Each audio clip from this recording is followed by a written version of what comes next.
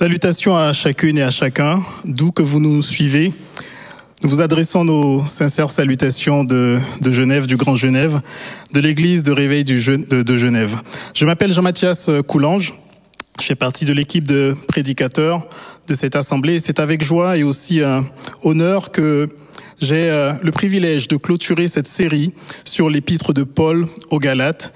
Et nous allons nous arrêter ce soir sur le dernier chapitre de Galates, donc le chapitre, en l'occurrence le chapitre 6. Alors, Galates chapitre 6 est un chapitre important de l'épître de Paul aux Galates.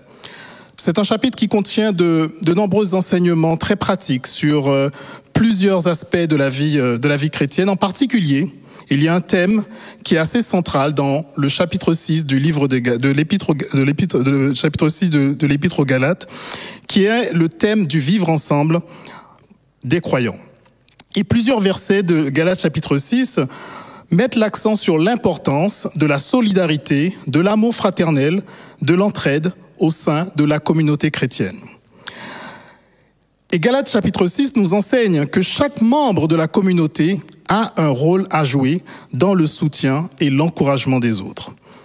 En ce sens, si on voudrait résumer le chapitre 6 du livre des Galates, on pourrait dire que les enseignements tirés de ce chapitre nous encouragent à être des agents non seulement de compassion et des agents de solidarité, mais également des agents de bienveillance dans nos relations avec nos frères et sœurs dans la foi. Et en matière d'enseignement concernant le vivre ensemble, le premier enseignement pratique que nous pouvons tirer du chapitre 6 de l'épître de Paul aux Galates est celui-ci: nous aider les uns les autres à se relever. Premier enseignement pratique. Et on le voit dès le premier verset du chapitre 6, où l'apôtre Paul écrit: « Frères, si un homme vient à être surpris en quelque faute, vous qui êtes spirituels, redressez-le avec un esprit de douceur. Prends garde à toi-même, de peur que tu ne sois aussi tenté. » Dès le premier verset du chapitre 6, Paul met l'emphase sur la responsabilité mutuelle dans la communauté chrétienne. Les croyants sont appelés à s'occuper les uns des autres et à intervenir lorsque l'un d'entre eux ou l'une d'entre elles est surpris par une faute. Et cela témoigne, je dirais, de l'amour et du souci que chaque croyant au sein de la communauté devrait avoir pour la croissance spirituelle de chaque membre de l'Église. Nous sommes appelés en tant que croyants, en tant que chrétiens, au sein de la communauté, à nous soucier les uns des autres et à intervenir avec amour lorsque nous voyons un frère ou une sœur commettre une faute. Mais l'apôtre Paul va plus loin dans ce verset, parce que l'expression qu'il utilise, Paul dit « si un homme vient à être surpris en quelque faute ». Et j'aimerais juste m'arrêter sur cette expression, sur ces quelques mots, parce que je crois que en lisant ces quelques mots, on peut, sans je crois faire une erreur d'interprétation, dire que l'apôtre Paul ne parle pas ici d'une personne qui s'endurcirait dans le péché. Mais l'expression « être surpris » évoque plutôt la situation d'une personne qui n'a pas péché avec préméditation. La situation d'une personne qui sans doute n'était pas sur ses gardes, qui a peut-être pensé qu'elle pouvait flirter avec une tentation, qui se croyait capable de résister à telle ou telle tentation.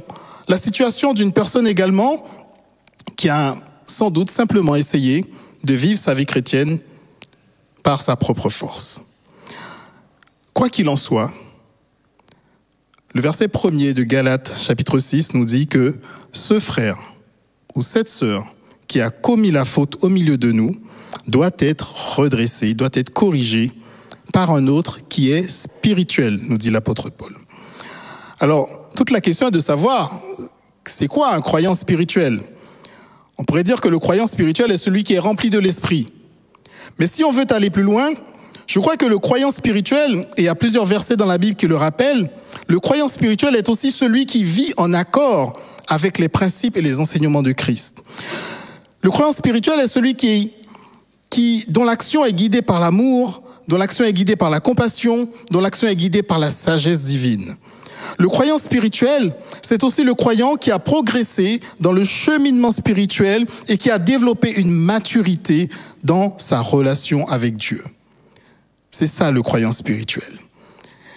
Et une des caractéristiques de ceux qui sont spirituels, c'est leur souci constant, permanent, du bien-être et du salut de tous les membres de l'Église.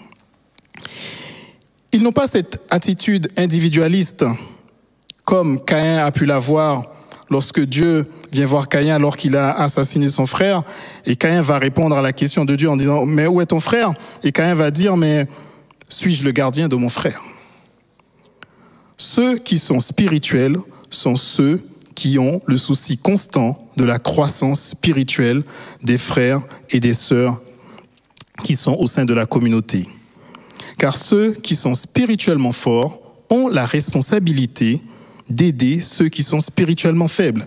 Et c'est ce que nous rappelle l'apôtre Paul dans le chapitre 15 de l'épître aux Romains, le verset 1er, où l'apôtre Paul nous dit « Nous qui sommes forts, nous devons supporter les faiblesses de ceux qui ne le sont pas et ne pas chercher ceux qui nous plaisent. Nous qui sommes forts, nous devons supporter les faiblesses de ceux qui ne le sont pas. » Ceux qui sont spirituellement forts ont la responsabilité d'aider ceux qui sont spirituellement faibles. Et toujours dans ce premier verset de Galates 6, l'apôtre Paul recommande d'aborder, de redresser le frère ou la sœur qui a été surpris par une faute. L'apôtre Paul recommande une approche qui est caractérisée par un esprit de douceur. Parce que l'objectif n'est pas, même si on est spirituel, l'objectif n'est pas de condamner celui ou celle qui a commis une faute au milieu de nous. L'objectif n'est pas de critiquer cette personne, mais l'objectif est surtout de restaurer et de guider cette personne vers la repentance, vers la restauration. Et lorsque nous intervenons en tant que chrétiens, en tant que croyants spirituels, notre objectif et notre façon de faire doit être guidée, doit être empreinte d'un esprit de douceur. Cet esprit de douceur, d'ailleurs, est une des caractéristiques de ceux qui marchent selon le Saint-Esprit. Galates chapitre 5, verset 22, vous connaissez ce verset, c'est quelques versets qui disent que « Mais le fruit de l'esprit, c'est l'amour, la joie, la paix, la patience, la bonté, la fidélité et la douceur. » Fruit de l'esprit, la douceur. Et nous devons en ce sens suivre l'exemple de Jésus-Christ. Jésus-Christ nous a laissé un très bel exemple. Lorsqu'il était face à tous ces pécheurs, Jésus-Christ n'a jamais fait preuve d'un esprit de condamnation, mais ce qu'il recherchait avant tout, c'était d'atteindre les pécheurs avec un esprit de douceur, de les relever, de les restaurer avec un esprit de douceur. Rappelez-vous de cet épisode dans Jean chapitre 8, où les scribes et les pharisiens vont amener cette femme à Jésus, cette femme qui a été prise en flagrant délit d'adultère. Et les scribes et les pharisiens étaient animés d'un esprit vraiment méprisable, si je puis dire. Et ils amènent cette femme à Jésus en pensant que Jésus va condamner cette femme. Mais Jésus va leur dire, mais que celui qui est sans péché lui jette la première pierre. Mais Jésus ne s'est pas arrêté là. Parce que comme je l'ai dit, Jésus, il recherchait constamment la restauration des pécheurs perdus. Et c'est pour cela qu'il va dire à la femme, « Femme, mais où sont-ils? Où sont tes accusateurs? Personne ne t'a condamné ?» Et la femme répond à Jésus, « Personne, Seigneur. » Et Jésus lui dit, « Moi non plus, je ne te condamne pas. Va et désormais ne pêche plus. » Jésus recherche la restauration des pécheurs avec douceur et humilité. Et je suis appelé à faire de même quand il s'agit d'aider mon frère ou ma sœur à se relever d'une faute qu'il ou elle a commise. J'approche mon frère et ma sœur avec un esprit de douceur. Mais l'apôtre Paul nous met aussi en garde dans ce premier verset de Galates 6. Lorsque nous approchons notre frère, notre sœur qui a commis une faute avec un esprit de douceur, empreint d'humilité, empreint de grâce, mais l'apôtre Paul nous met aussi en garde contre l'orgueil et l'illusion de la supériorité spirituelle.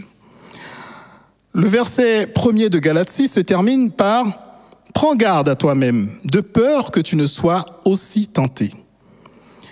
Je dois dire que cet avertissement démontre clairement que même les croyants qui sont spirituels, nous avons défini il y a quelques minutes les caractéristiques de ceux qui sont spirituels, ceux qui marchent selon l'esprit, ceux qui vivent une vie conforme aux principes de Dieu, aux principes de la parole de Dieu. Mais même ceux qui sont spirituels peuvent aussi trébucher.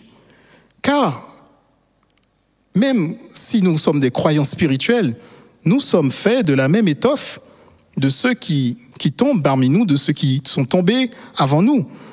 Et nous devrions prendre garde et nous devrions intervenir pour corriger notre frère ou notre sœur en étant conscients de notre propre vulnérabilité à la tentation. Nous sommes faits de la même étoffe que nos frères, que nos sœurs, qui sont surpris par une faute. Et cela invite mes frères et sœurs à l'humilité, à la prudence dans notre propre marche chrétienne. Nous devrions être conscients de notre propre vulnérabilité et éviter tout esprit d'orgueil et de supériorité spirituelle. Parce que nous sommes au bénéfice de la grâce de Dieu et chaque jour nous devons faire attention et être vigilants dans notre marche chrétienne. Prends garde à toi-même de peur que tu ne sois aussi tenté. S'aider les uns les autres à se relever, en particulier lorsque l'un de nous, au milieu de la communauté chrétienne, commet une faute. Et nous voyons dans ce premier verset de Galates 6, l'apôtre Paul nous rappelle l'importance de la responsabilité mutuelle au sein de la communauté chrétienne.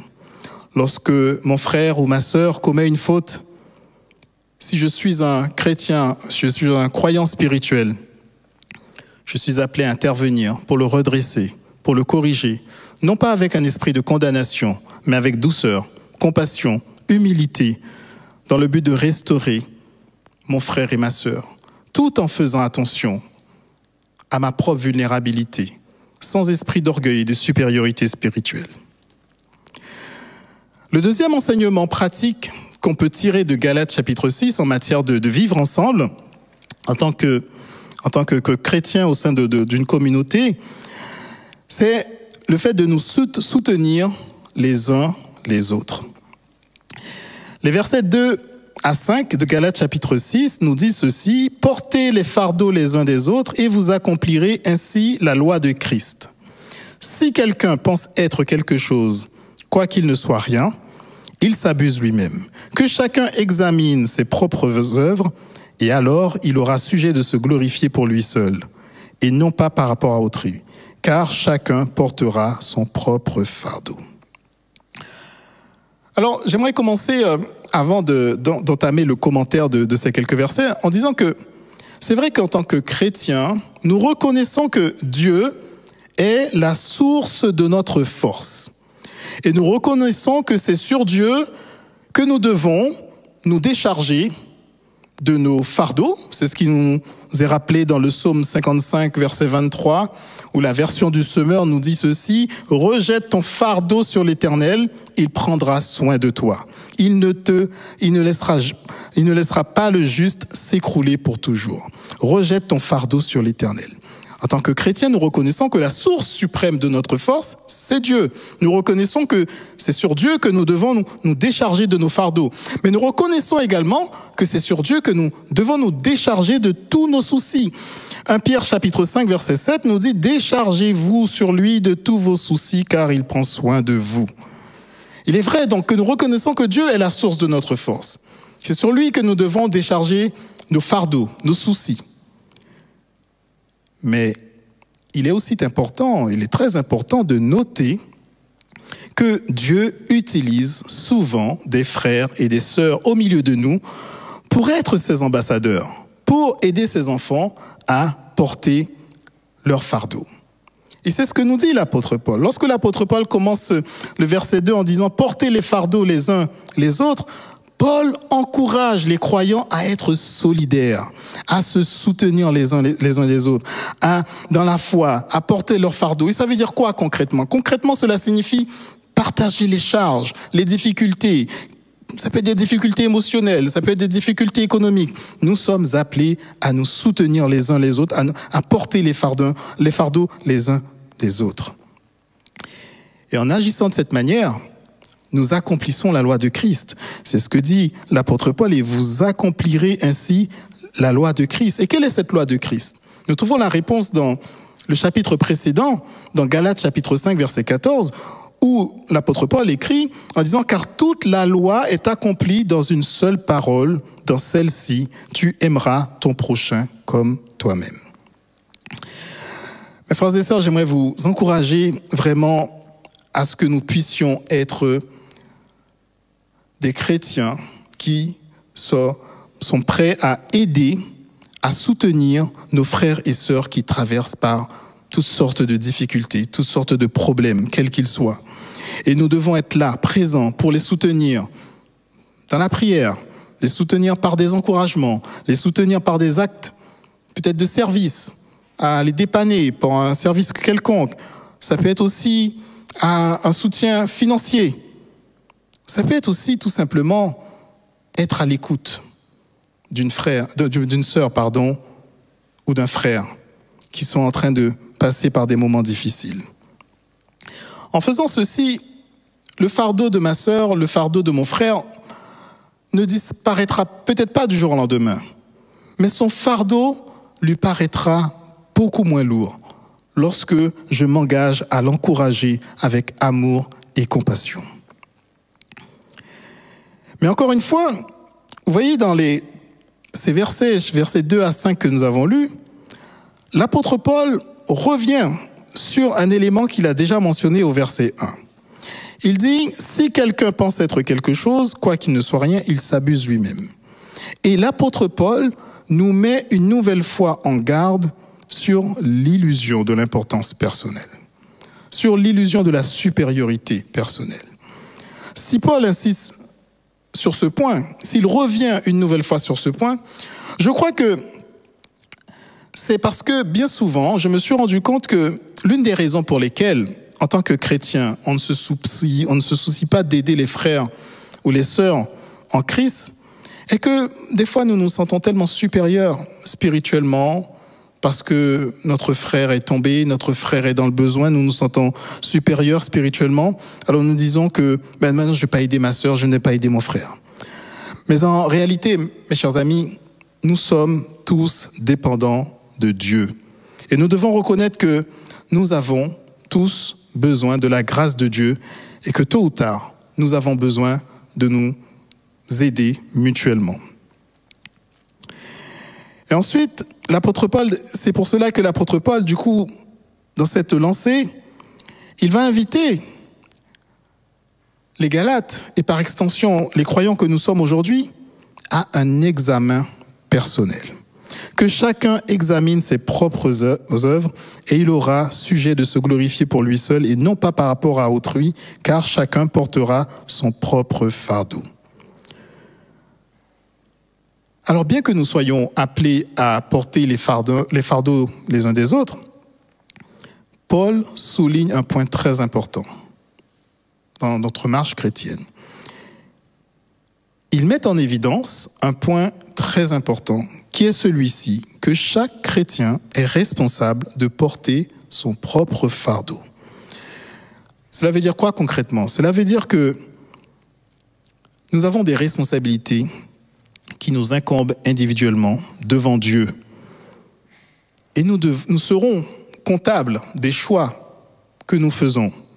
Bien que mon frère ou ma sœur peut me venir en aide, mais j'ai des responsabilités individuelles.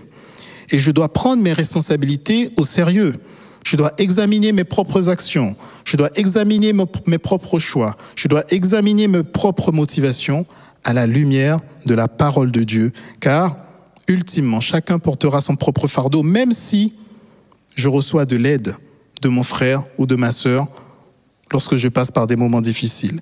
Mais cela ne doit pas me dédouaner de la responsabilité individuelle, personnelle que j'ai devant Dieu. On voit très bien donc ce vivre ensemble qui est développé dans Galates chapitre 6 Donc s'aider les uns les autres à se relever lorsque mon frère ou ma sœur commet une faute qui n'est pas forcément commise par préméditation, mais sans doute parce que le frère ou la sœur s'est laissé surprendre, comme nous dit l'apôtre Paul, nous soutenir les uns les autres par la prière, par un soutien, quel qu'il soit, un soutien financier, l'écoute, être présent, soutenir mon frère, mais même ma sœur, mon frère, lorsqu'il ou elle traverse des difficultés.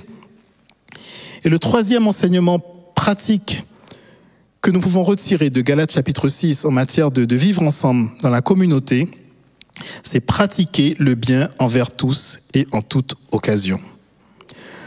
Lorsque nous lisons les versets 9 à 10 de Galates chapitre 6, l'apôtre Paul écrit ceci: « Ne nous lassons pas de faire le bien, car nous moissonnerons au temps convenable, si nous ne nous relâchons pas.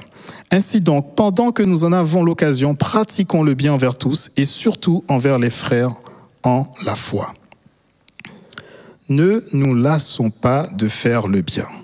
Paul nous encourage à persévérer dans la pratique du bien. Et s'il nous encourage à persévérer dans la pratique du bien, c'est que, il faut le reconnaître, des fois pratiquer le bien n'est pas forcément évident. Des fois on peut être fatigué, découragé de faire le bien.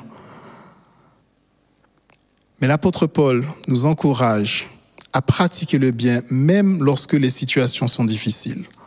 Même lorsque ma sœur, même lorsque mon frère ne me rend pas l'appareil, même lorsque mon frère, lorsque ma sœur est désagréable avec moi, je continue, je persévère à pratiquer le bien. J'agis selon les principes de l'amour, de la justice, de la bonté, même lorsque les circonstances ne sont pas favorables. Et pourquoi ? L'apôtre Paul nous donne la réponse.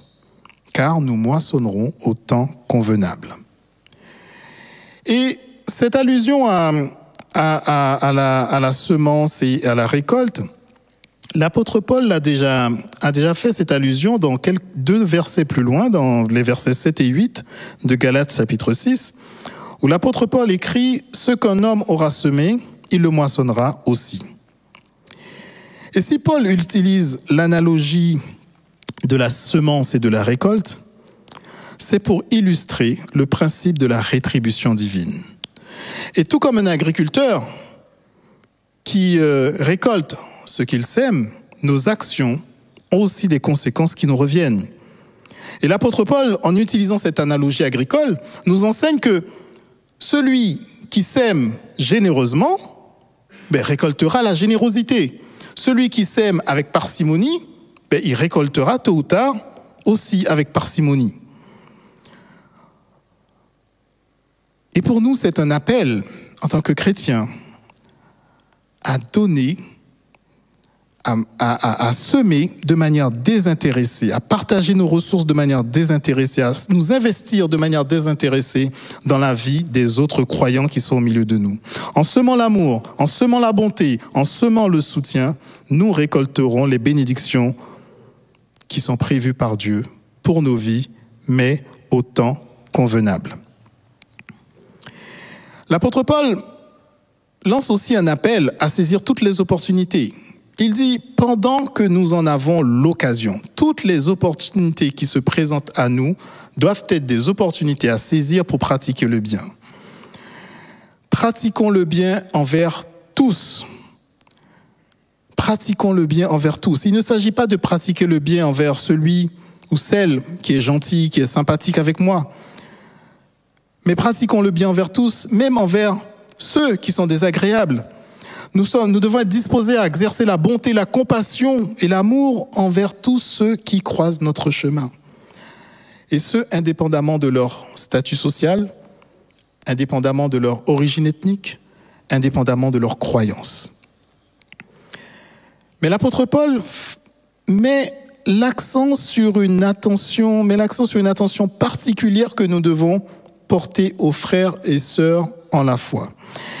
Il termine le verset 10 en disant « Pratiquons le bien envers tous et surtout envers les frères, on pourrait dire les frères et sœurs, en la foi. » Alors je me suis toujours posé la question, mais pourquoi cette petite attention particulière que Paul met dans ce verset 10. Et vous savez, au fil de ma marche chrétienne, j'ai compris une chose, c'est qu'en tant que chrétiens, la manière dont nous nous traitons les uns les autres, c'est ce qui va attirer ou repousser les autres. Les autres, en particulier le monde, un monde qui est à la recherche d'amour, de bonté et de compassion. Et la manière dont nous allons nous traiter les uns les autres sera un sujet de témoignage. Il sera un élément d'attractivité pour ceux qui sont au dehors, qui nous regardent comment nous, chrétiens, nous manifestons de l'amour les uns pour les autres. Donc c'est pour cela que l'apôtre Paul dit « Pratiquons le bien envers tous et surtout envers les frères en la foi, les frères et sœurs en la foi. » Et ce verset fait écho à un autre verset qui se trouve dans 1 Pierre chapitre 2 verset 15, où il nous est dit ceci, « Car c'est la volonté de Dieu qu'en pratiquant le bien, vous réduisiez au silence les hommes ignorants et insensés. » Alors nous pouvons être tentés parfois d'être découragés à pratiquer le bien. Ce n'est pas forcément évident, mais nous avons besoin de la grâce de Dieu pour le faire. Nous avons besoin de la grâce de Dieu pour pratiquer le bien autour de nous, de ne pas abandonner, parce que notre récompense viendra au temps convenable, si nous ne perdons pas courage. Galates chapitre 6, le thème que nous avons évoqué aujourd'hui, donc le thème du vivre ensemble. Le vivre ensemble dans Galates chapitre 6, comme nous l'avons vu au travers de ces 3 points, est centré sur l'idée que les croyants doivent prendre soin les uns des autres. Les croyants, en particulier ceux qui sont spirituels, et nous avons vu les caractéristiques du croyant spirituel, doivent porter leur fardeau les uns des autres, se soutenir mutuellement dans les épreuves et les difficultés de la vie. Galates chapitre 6 nous enseigne également que le vivre ensemble dans la communauté chrétienne implique que nous ayons une attitude totalement désintéressée, que nous puissions de manière désintéressée manifester l'amour, l'entraide, le soutien mutuel, l'humilité, mais tout ceci, et nous l'avons vu, en ayant conscience de notre propre responsabilité, en ayant conscience également de notre propre vulnérabilité, sans faire état d'orgueil ou de supériorité spirituelle. Et je crois que dans Galates chapitre 6, nous trouvons là une exhortation à pratiquer des principes clés dans nos relations avec les autres, dans nos relations avec les autres croyants, afin de construire une communauté chrétienne forte et unie. Voilà ce que j'avais à partager avec vous aujourd'hui sur Galates chapitre 6 qui nous enseigne sur la manière de vivre ensemble en tant que chrétiens. J'espère que vous avez été bénis, encouragés par ces paroles. Je voudrais terminer en remettant ces quelques enseignements clés que nous avons partagés entre les mains du Seigneur et que ces enseignements puissent vraiment trouver un écho favorable dans les cœurs de chacune et de chacun.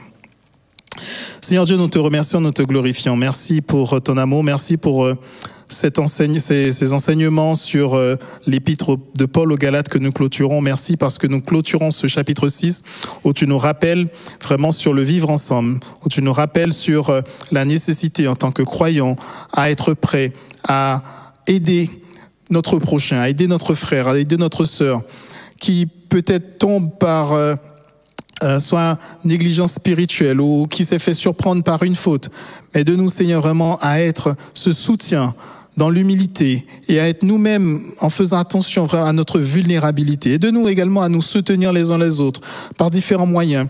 Et de nous également, Seigneur, tout en façon à vraiment être empreint d'amour, empreint d'un amour fraternel, de solidarité, afin que nous puissions manifester l'amour de Christ au sein de la communauté chrétienne et que cela soit un vibrant témoignage pour ceux qui sont au dehors, qui nous regardent, et que cela soit également un sujet de gloire et que ceux du dehors puissent voir l'amour qui nous unit et puisse vraiment être attirés par l'amour de Christ qui jaillit de nos cœurs. Nous te remercions, nous te glorifions au nom de ton Fils Jésus-Christ. Amen. Je vous souhaite une bonne suite et à très bientôt pour la suite de nos séries. À très bientôt. Au revoir.